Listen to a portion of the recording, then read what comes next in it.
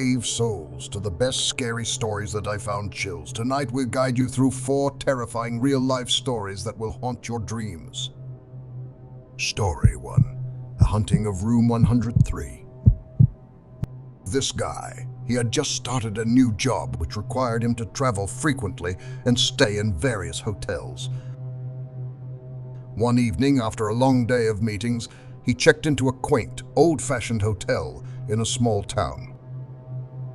The receptionist handed him the key to room 103, her smile faltering slightly as she did. Exhausted, he barely noticed the hotel's eerie ambience as he trudged down the dimly lit hallway. The room was modest but comfortable, though the air felt strangely heavy. He dismissed it as fatigue and collapsed onto the bed. Sleep came quickly, but it wasn't peaceful. In the dead of night, he woke to the sound of soft whispering. Groggy and disoriented, he listened, trying to make sense of the murmurs. They seemed to be coming from the corner of the room, where shadows danced menacingly. His heart pounded as the whispers grew louder, more insistent, but he couldn't make out the words. Suddenly, the room temperature plummeted.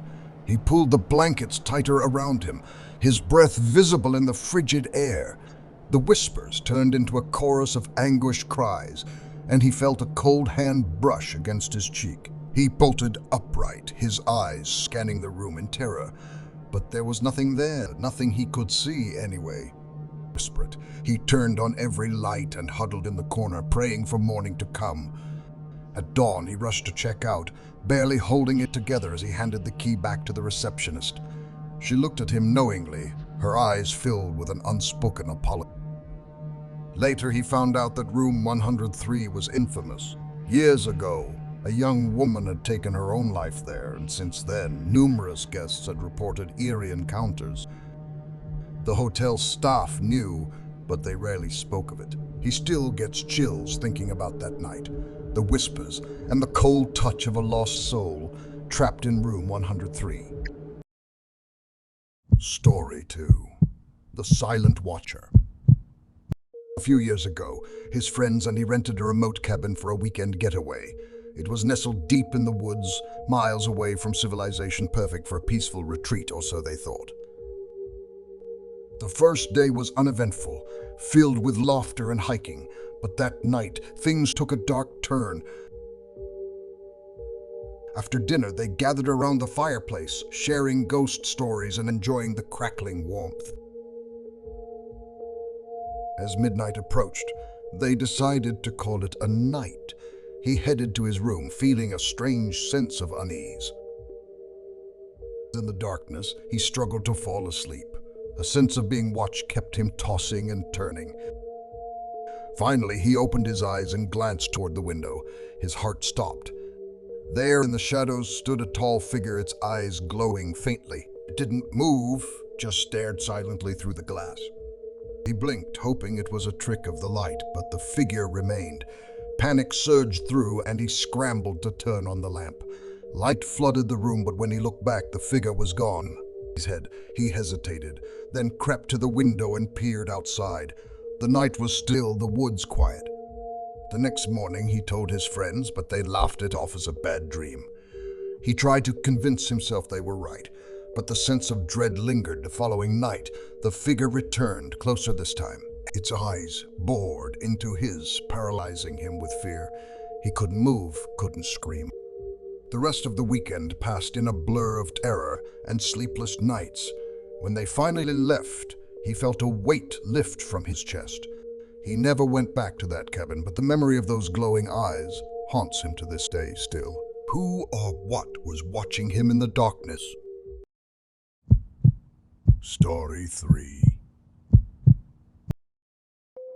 After his grandmother passed away, his family inherited her old Victorian house. It was a beautiful but daunting place, filled with creaky floors and shadowy corners. They moved in reluctantly, hoping to preserve her memory. Little did they know, they were not alone. And from the first night, strange things began to happen. At first, it was small doors creaking open on their own, cold drafts in warm rooms. But then came the sound of a baby crying. It started faintly, almost imperceptible, but grew louder and more desperate each night. They didn't have a baby, and there were no nearby neighbors. The cries seemed to come from the attic, a place none of them dared to go. One night, the crying was so heart-wrenching that he couldn't ignore it any longer. Armed with a flashlight and a sense of foreboding, he climbed the narrow staircase to the attic. The air grew colder with each step. At the top he hesitated, then pushed open the door.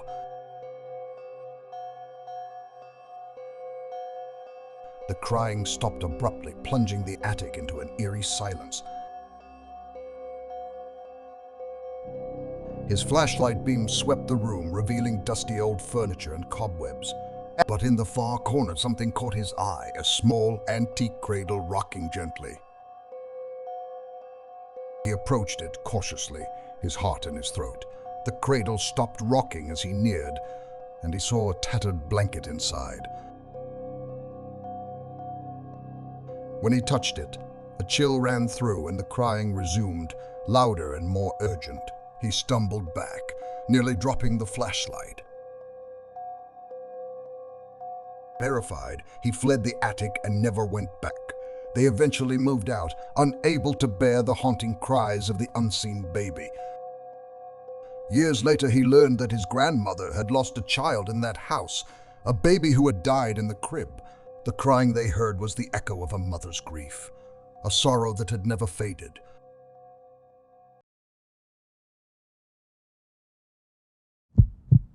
Story 4.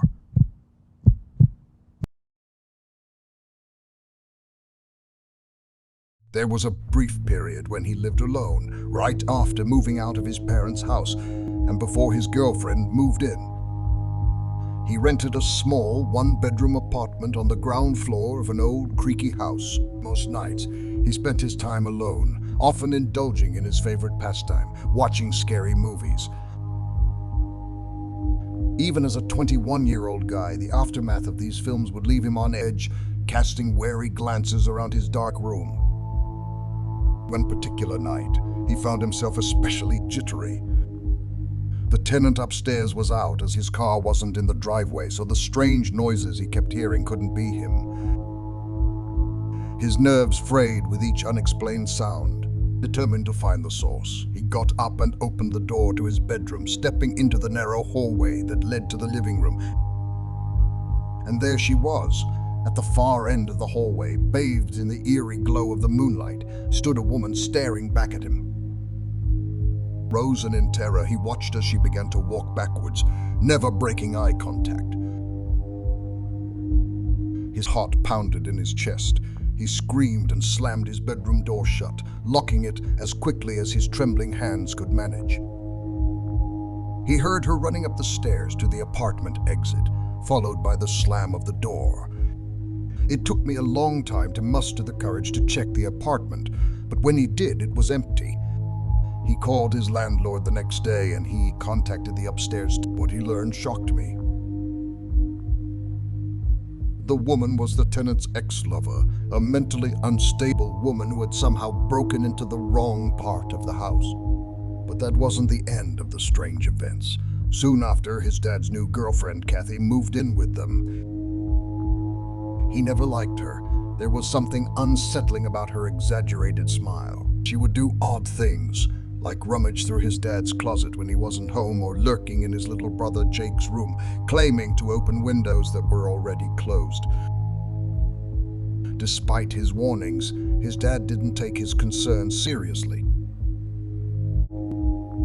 One night, he came home unannounced to find Kathy screaming at his 2-year-old brother Scotty. A usually fake smile was replaced by a look of pure rage. He confronted her and she retreated downstairs. He told his dad immediately, but that night, he woke up to find someone standing in his room. They quickly left, and when he checked, Kathy was lying in bed, denying everything.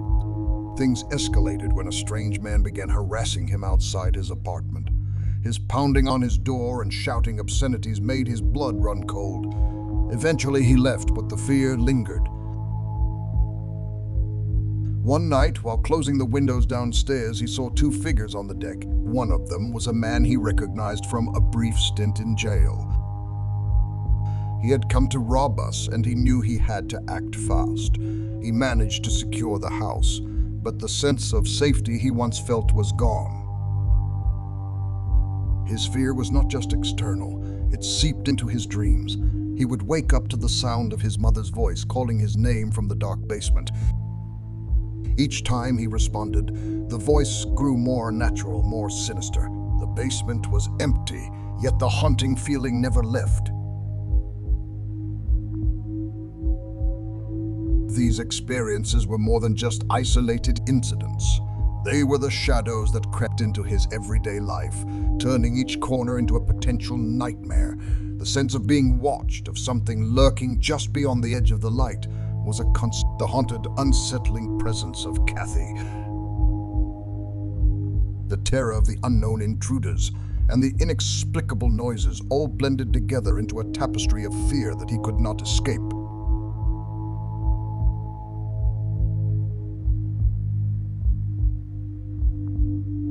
In the end, it wasn't just the scary movies that kept everyone awake at night. It was the horrifying reality that sometimes the monsters are real and they can invade your home, your family, and your very mind.